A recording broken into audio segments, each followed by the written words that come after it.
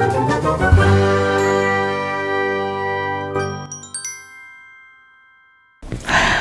everyone. GTAB 단기 점수 상승의 신화 깝신 고현정 인사드립니다. 자, 일단 여러분 저희가 여기 사진에서도 보나 절 그냥 보나 뭔가 되게 깝칠 것 같다. 그래서 깝신인 줄 알까봐 여러분 이름에 대한 오해만 먼저 풀고 갈게요. 저는 깝깝한 영어를 신나는 영어로 만들어준다라고 해서 깝신이고요. 절대 깝쳐거나 그래서가 아니다라는 거 여러분 알아두셨으면 좋겠습니다. 여러분 혹시 시험 준비하느라 좀 벌써 지치시죠? 제가 에너지 넘치게 짧은 시간에 아주 집중적으로 공부해서 점수 빡 올리는 방법을 공개하려고 합니다. 준비되셨으면요. 지금부터 시작해 보도록 하겠습니다. 자, 일단 여러분 GTALF의 6화 원칙 무엇이냐면요. GTALF에 대해서 모르는 게 너무 많잖아요. 그렇죠? 한 번도 시험을 보지 못한 수험생도 있을 텐데 인터넷에 쳐보면 정보가 막 산발적으로 나와 있어서요. 제가 오늘 깨끗하게 GTALF 시험에 대한 모든 궁금증을요 6화 원칙으로 정리해 드릴 거고요. 하지만 우리의 결국은 우리의 소원은 점수 상승이지요. 그래서 어떻게 하면 짧은 시간 안에 점수를 이렇게 로켓처럼 빡 해서 나의 목표 점수에 도달할 수 있을지 그 방법을 여러분에게 전해드리려고 합니다. 준비되셨습니까, 여러분? 오늘 이 강의 OT죠. OT 강의를 끝까지 듣고 나면 점수 진짜 조금만 공부해도 점수 오를 것 같은데 라는 확신 가지실 수 있을 겁니다. 끝까지 집중해 주세요. General Tests of English Language Proficiency. 여러분의 전반적인 영어 실력을 검증하는 시험인 GTALF의 6화 원칙. 자, 그 궁금증 첫 번째. 누가 보는 시험인가 하는 겁니다. 자, 사실 아무나 봐도 상관이 없지만 특히나 만약에 7급 공무원이나 군무원, 변리사, 노무사, 세무사, 입법, 고시, 행정고시, 외무고시, 관광, 통역, 안내사, 호텔 관리, 경영사, 자, 여타 이런 시험들을 준비하고 계시는 수험생이라면 반드시 GTALF 시험을 치러보시기 바랍니다. 자, 사실은요, 여러분, 이거는 당락, 그러니까 점수, 목표 점수만 넘으면 되는 시험이고요. 그리고, 이거 좀 이따가 얘기해야 되는데, 여타 다른 시험보다 굉장히 여러분에게 경쟁력 있는 이유 알려드리겠습니다. 자, 이런 거 준비하는 수험생들 보는 시험입니다. 자, 두 번째로 넘어갑니다. 누가 언제 시험 보고 언제 점수가 나올까요? 자, 일단 여러분 한 달에 2번씩이나 시험이 있습니다. 자, 그리고요 오전이나 오후에 시험을 보게 되기 때문에 반드시 시간은 체크해 보시기 바랍니다. 그리고요 이게 어마어마한 경쟁력 중에 하나인데요. 점수가 급하신 분들 너무 좋습니다. 시험 본 그 주 바로 금요일에 점수가 바로 나옵니다. 우리 2주씩 3주씩 기다리면서 막 똥꼬타고 막 그럴 필요가 없다라는 거예요. 바로 보고 바로 점수가 나오는 시험이고요.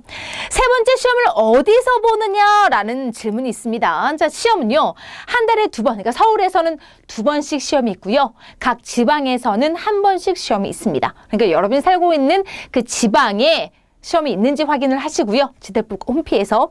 그리고 만약에 점수가 너무 급해. 죽겠어야. 그럼 어떻게 하면 돼요? 서울로 상경하셔서 시험을 보시면 됩니다. 시험이 더 자주 있으니까요. 되셨습니까, 여러분? 온 김에 뭐 맛집도 한번 가보고요. 자, 네 번째, 누가 언제 어디서 뭘 시험을 보냐? 여러분 잘 보세요. 보통 영어 시험이라고 하면 당연히 문법도 있을 거고 독해도 있을 거고 듣기나 말하기도 있을 겁니다. 자, GTALF 시험도 마찬가지입니다. 자, 문법이 제일 먼저 시험을 보게 되는데요. 26문제입니다. 해볼만 하죠? 이게 경쟁력 중에 하나입니다. 문제가 많지 않아요.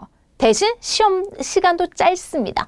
시험 시간이 짧다는 것은 굉장히 고도의 집중력을 빡 한 번에 쏟으면 된다는 의미이기도 하지만 내가 실력이 부족하면 못 푸는 문제도 있을 수 있다는 건데 제가 제 자랑하기는 뭐하지만 굉장히 빨리 풀 수 있는 제가 진짜 성격이 엄청 급하거든요. 그래서 한 문제당 12초 내지 15초 내로 풀 수 있는 그 비법 여러분에게 모두 공개해드리면 아마 문법 문제 푸는데 20분이면 뭡니까? 12분? 15분이면 26문제 모두 풀 수 있습니다. 자, 두 번째 듣기, 그리고 세 번째 당연히 독해인데요. 사실은 GTLP 시험에서 가장 여러분에게 점수 상승폭이 높은 것은 문법입니다. 사실 듣기나 독해는요, 다른 시험과 마찬가지로 문제가 쉽지는 않아요. 문법이라도 쉬운 게 어디야? 그렇죠? 자, 어쨌든 듣기도 26문제 내 30분 정도 되고요. 자, 그러니까 이렇게 보시는 거예요. 제일 처음에 문법 문제를 풀어요. 그럼 딱 20분이 지나면 갑자기 방송이 나와서 듣기를 하기 시작합니다. 그리고 그 듣기가 끝나면 또 바로 독해를 풀어요. 그러니까 좀 정신이 좀 없기는 할 수 있는데, 자, 어쨌든 듣기를 30분 정도에 풀고 나면 그 다음 독해는 한 40분 정도 28문제입니다. 자, 문제가 많지는 않죠. 하지만 여러분 여기에서 좀 어려운 점이 뭐냐면 굉장히 긴 듣기 지문을 들은 다음에 한 번에 풀어야 되는 문제가 6에서 7문제가 되고요. 그리고 독해도요, 그 긴 지문 하나에 풀어야 되는 문제가 7문제나 된다는 겁니다. 사실 독해는 그러면 해볼만 해요. 왜냐하면요, 그 지문 읽고요, 그리고 7문제를 풀면 되니까요. 하지만 듣기가 좀 문제거든요.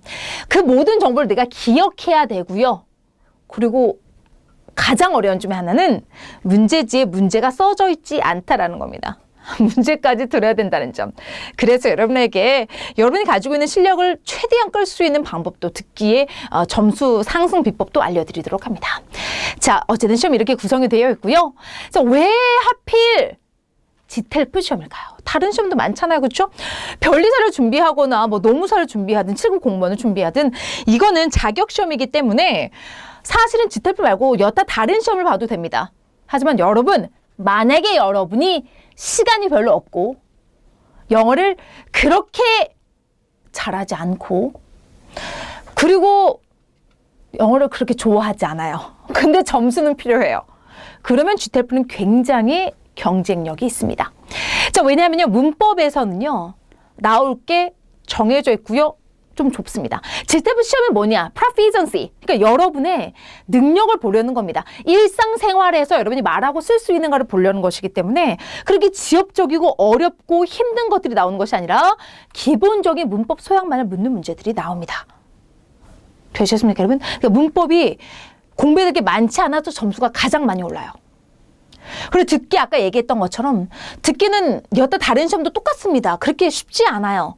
하지만 여러분이 제가 알려드린 비법으로 한번 해보면 분명히 똑같은 실력인데도 한두 개, 두세 개 더 맞을 수 있습니다.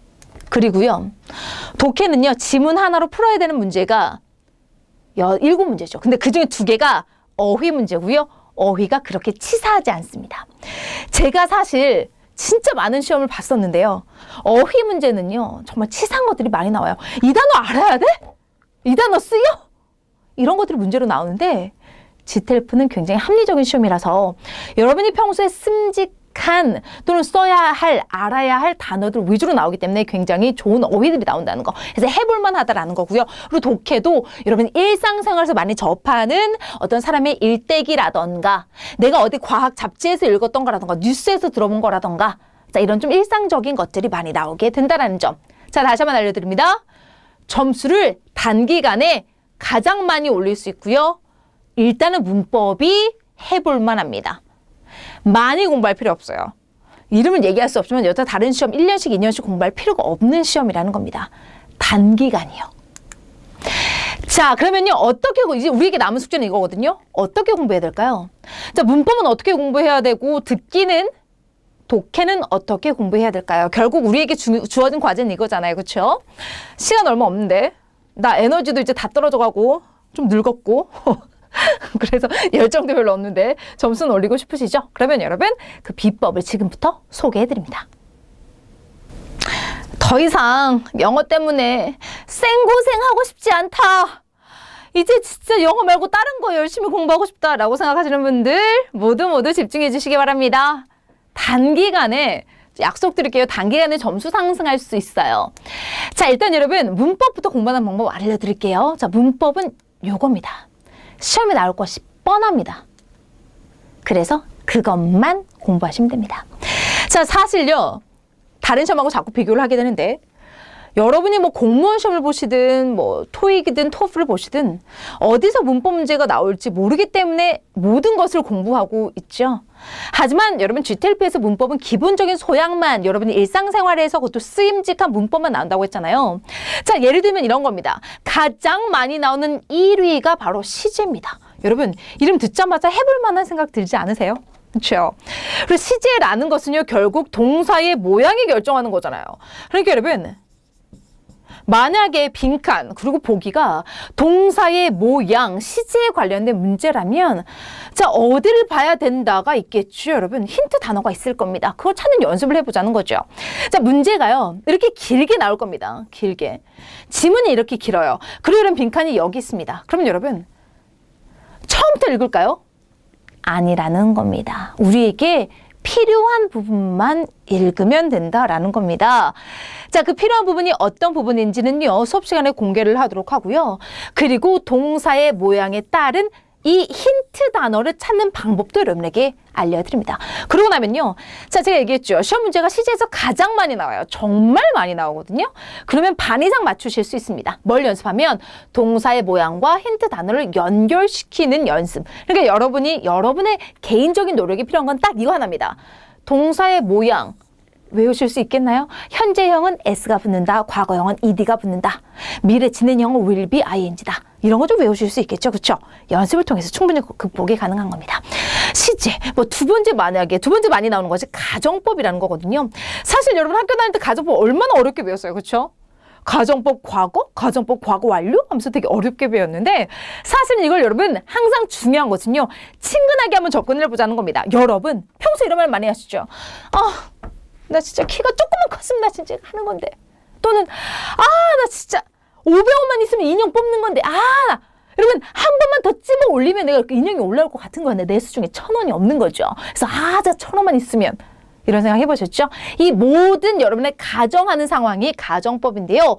가정법을 여러분이 좀 친근하게 접근을 하셨으면 그래서 시험에는 어떻게 나오냐? 일단 이런 보기가 또 마찬가지로요. 시제하고 관련되어져서 나올 겁니다. 자, if가 나오고요. 그리고 보기가 시제에 관련된 것이 나옵니다. 그렇다면 이 시제와 이 주절의 시제를 또 연결시키는 연습만 하시면 돼요. 그래서 그럼 보장하건데 만약에 가정법이 문제가 나오면 아니 만약에가 아니라 무조건 나오겠죠? 자, 가정법의 문제가 나왔을 때는요. 문제 푸는데 약속드릴게요. 10초가 걸리지 않을 거예요. 시제는 조금 오래 걸릴 수 있습니다. 하지만 가정법은요. 10초도 걸리지 않을 겁니다. 어떻게 하게 되는지 그 비법 알려드리고요. 자, 세 번째로 또 많이 나오는 게 3위까지만 알려드릴게요. 한 6개 정도예요. 자, 알려드릴게요. 6개 정도의 항목만 공부하시면 되는 것도 너무 기뻐 죽겠는데 그 중에서도 해볼 만한 시제나 그리고 굉장히 풀기 쉬운 가정법이 많이 나오고요. 자, 세 번째로 많이 나오는 게 투부정사와 그리고 동명사 부분이 시험이 꽤 많이 나옵니다. 그렇다면 여러분, 우리는요. 이 둘의 공통점과 차이점을 아셔야 됩니다. 공통점과 차이점. 자, 그러니까 뭐냐면 투부정사만 할 수 있는 일을 기억하고요. 투부정사와 동명사 둘 다 할 수 있는 일을 기억해서요. 만약에 둘 다 할 수 있다면 둘 중에 누구한테 그 일을 시킬까? 그리고요. 투부정사만 할 수 있는 일은 뭐가 있을까? 그걸 기억하면 됩니다. 근데 이것도요. 기억하고 나면요. 문제를 풀 때는 봐야 되는 것이 딱 하나입니다. 예를 들면 이런 거예요. 예를 좀 들어보면 이렇습니다. 보기가 하나는 투부정사, 뭐 하나는 동명사, 뭐 하나는 동사 원형 이렇게 나와요. 그럼 여러분이 자 보기가 그렇게 막 나와 있으면요. 여기 밑줄이 딱 있겠죠. 밑줄이 딱 있으면 봐야 되는 곳은 이 앞이거든요. 왜냐하면 자, 이 투부정사냐 동명사냐 동사 원형이나 결정하는 것은 대부분이 앞에 있는 그 동사라던가 전치사 이런 거거든요. 그러니까 여러분 습관을 보기가 투부정사나 동명사다. 그럼 앞을 보는 습관. 되셨습니까 여러분? 가정법이다. 그럼 시제 비교하는 습관. 시제다. 그럼 힌트 단어를 찾는 습관. 결국 여러분 문법은 연습만 가지고 담아줄 수 있습니다. 그래 오늘 컨디션이 안 좋아. 그럼 하나 두 개 틀리는 거예요. 그것도 주어진 20분이 아니라 주어진 20분 중에서 15분 정도 검토까지 다 하시고요. 남는 시간은 또 다른 걸 할 일이 있어요. 되셨죠, 여러분? 이렇게 해줬습니다. 그래서 여러분에게 이 비법을 알려드리고 연습시켜드리는 게 제 강의의 목표입니다. 아셨죠? 비법을 알려드리고 그리고 여러분 스스로 연습이 아니라 저와 함께 연습할 수 있게 제가 자꾸 문제를 통해서 제공해 드릴 겁니다. 아셨죠? 문법 모르게 공부하면 돼요. 나올 게 6개밖에 없어요. 그중에 3개 소개시켜드렸습니다. 자, 이제 여러분 듣기 한번 볼게요, 여러분. 이런 얘기 되게 많이 들었어요. 저도 들어요. 저도 이제 다른 이제 강의를 좀 들어보면 여러분 듣기 점수 안 올라요. 포기하라는 얘기예요? 막 점수 안 오르니까 포기해? 나 너무 불안한데. 나 75점 넘어야 되는데. 포기해요? 아니에요. 자, 지금 실력을 최대치로 높일 수 있습니다. 여러분 듣기는요. 당장에 늘지 않아요. 근데 여러분 생각보다 여러분의 실력이 생각보다 최악이 아니에요. 생각보다 최악이 아니에요. 그걸 좀 믿으세요, 여러분. 여러분의 실력을 최대로 높이려면요. 여러분 첫 번째로 기억해야 되는 게 쫄지 마! 이겁니다. 여러분 듣기를 이렇게 해서 듣는 거랑 진짜 자세 하나만 바꿔보세요. 제가 진짜 산 증인입니다. 자세만 바꿔도 들리는 게 굉장히 달라져요. 왜냐하면요. 듣기는요. 굉장히 심리 싸움이거든요. 한순간만 내가 심리가 약해지고 유리 멘탈이 되면 안 들리고 좀 굳건하게 마음먹으면 들려요. 되게 웃기죠? 그러니까 여러분의 실력을 단순히 높이자는 게 아니라 쫄지 마시라고요. 심리 싸움에서 우리가 이기기만 해도 점수가 굉장히 많이 높아져요. 진짜입니다. 저를 한번 믿어보십시오. 그래서 여러분에게 자꾸 용기를 드릴 거고요. 용기를 드릴 거고 두 번째는 뭐냐면요. 여러분 아까 제가 얘기했던 것처럼 듣기의 가장 맹점이 뭐냐? 문제가 안 쓰여 있어요. 보기가 길어요. 반드시. 그리고 문제가 두 번 나와요. 문제 2번 들려드립니다. 그러니까 한 번 들었을 때 다 못 들었다고 할지라도 쫄지 말라는 겁니다. 문제가 나올 때마다 들리는 걸 쓰는 연습. 되셨습니까, 여러분? 그리고요, 보기를 빨리 읽는 연습. 이걸 하면 됩니다. 자, 다시 한번 해볼게요. 제가 용기 드리는 건 제가 할게요. 그리고 여러분이 하실 연습 뭐냐면, 자, 일단 여러분 쓰는 연습, 문제는 쓰는 연습이요. 다 쓰는 게 아니라 중요한 단어가 뭔지 제가 알려드리겠죠. 뭐를 쓰세요, 뭐를 쓰세요, 의문사를 쓰세요, 뭐를 쓰세요 알려드리겠죠. 그거를 받아 적는 연습만 좀 할게요. 아셨죠? 들리긴 들릴 거예요. 근데 받아 적으려고 연습해 볼게요. 그리고요, 보기는요, 빨리 읽어야 돼요. 빨리 읽는 연습. 그러면 어떻게 해요? 다 읽으면 안 되거든요. 어디를 읽어야 되는지 알려드리겠습니다. 아셨죠?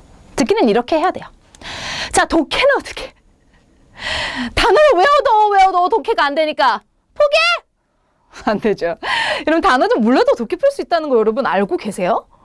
사실 저는 단어 되게 열심히 외웠습니다만 열심히 외우면 뭐예요? 모르는 단어가 여전히 있는데 근데 왜 여러분 똑같이 만약에 여러분 여기 지문에서 여러분 이 단어를 모르고 저도 똑같이 그 단어를 모른다고 생각해 볼게요. 근데 저는 맞추고 여러분은 틀려요.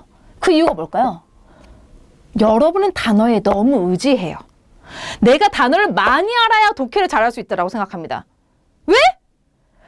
그렇다고 하니까 다 선생님들이 야 단어 많이 외워라. 단어 외워야 독해 잘한다. 그러니까 나도 그런 줄 알고 단어 안 외우면 독해 안 되는 줄 알았는데 단어 외워도 독해한다는 건 왜임? 단어 열심히 외웠는데 왜 독해가 안 됨? 여러분 우리 단어 무시하고 독해하는 연습 해보셨어요? 그것도 되게 연습 필요해요. 내가 모르는 단어 이거 무시하고 아는 단어만 가지고 유추하려고 한 번이라도 연습해 보셨어요? 그게 필요하거든요. 독해는요.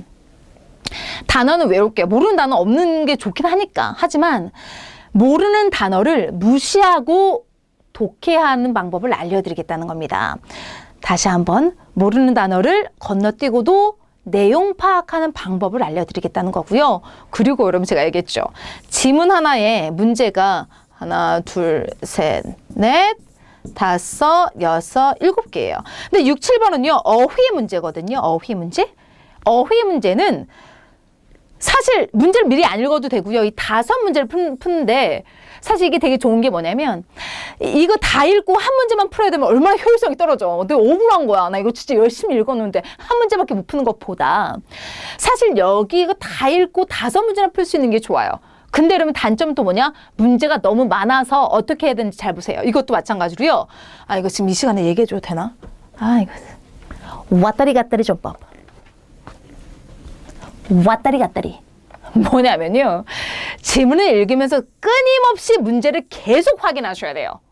왜냐하면 다 읽고 문제 읽죠. 그럼 또 가서 또 읽고 또 문제 읽어야 됩니다. 이거 되게 오래 걸리고 비효율적이에요. 시간이 그렇게 많지 않잖아요. 난 시간 때문에 지금 시간 부족해 죽겠는데 어떻게 해야 돼요? 이 문제를 먼저 읽고요. 그리고 나서 왔다 갔다 하면서 푸는 연습을 하셔야 된다는 겁니다. 그 연습이 여러분은 지금 너무 절대적으로 부족해요. 그걸 저와 함께 해보겠다는 거죠. 되셨습니까, 여러분? 자, 문법은 나올 게 뻔하고요. 듣기는 줄이지 마! 독해는 왔다리 갔다리로 정리가 됩니다. 그렇다면 여러분, 만점. 우리의 목표는 만점은 아니에요. 각 시험, 그 자격증별로 목표 점수가 따로 있죠. 보통은 75점 정도를 기준으로 합니다만, 쓸데없이 만점을 받을 필요는 없지만, 만점을 받겠다는 각오로 할 수 있다는 겁니다, 여러분. 어렵다고 포기하지 마세요. 어려운 시험이 아닙니다. 합리적인 시험입니다. 반드시 여러분 단기 점수 상승해 볼 수 있게 그런 정말 기분 좋은 경험 하실 수 있게 제가 들어와 드리도록 하겠습니다. 자, 여러분 마음의 준비 되셨으면요. 지금 바로 공부 시작해 보는 건 어떨까요? 지금부터 시작합니다. Here we go.